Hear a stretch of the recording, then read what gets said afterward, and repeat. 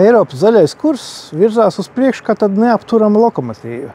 Un viens no šīs lokomotīvas galvenajiem dzinējspēkiem ir oglekļa emisiju kvotu tirdzniecības sistēma. No šīs sistēmas ļoti baidās. Tiek stāstīts par to, ka viņa paaugstinās cenas, un taisnība jau arī ir, paaugstinās.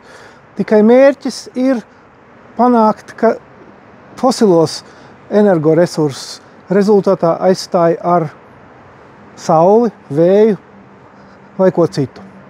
Bet katrā ziņā ir vismaz viens uzņēmums Latvijā, kas var daudz vairāk pastāstīt par emisijas kvotu sistēmu nekā daudzi, kas par to runā. Un tas ir Latvenergo, kas darbojas šajā sistēmā jau kopš 2008. gada un pērk kvotas, un šīs kvotas ietekmē elektrības un siltuma cenu.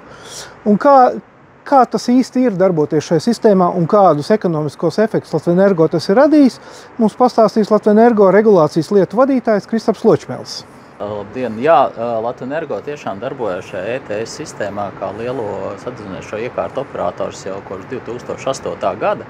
Un sākotnēji tā mūsu darbība bija vairāk tāda pierašana tai sistēmai, jo diezgan daudz kvotas arī deva par brīvu, teiksim, bija šīs bezmaksas kvotas, un joprojām kaut kāda zinām daļa šīs bezmaksas kvotas mēs saņemam.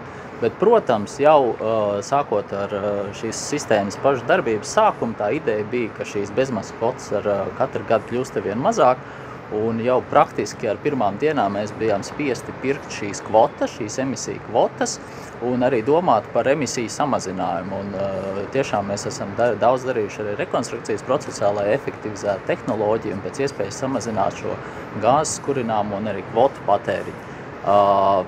Kā tas ietekmē cenas? Tas ietekmē tieši pašizmaksu, jo sadedzinot, protams, gāzi rodās šīs emisijas, un šīs emisijas nododot ir pretī jānodod šīs kvotas, un šīs kvotas var nopirkt starptautiskā tirgū.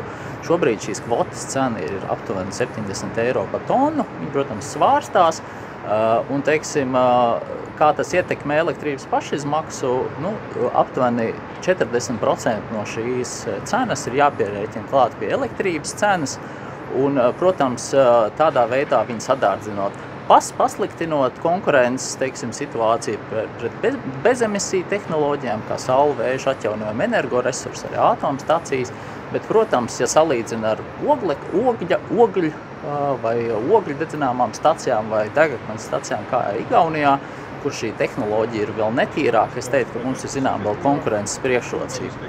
Kā būs turpmāk?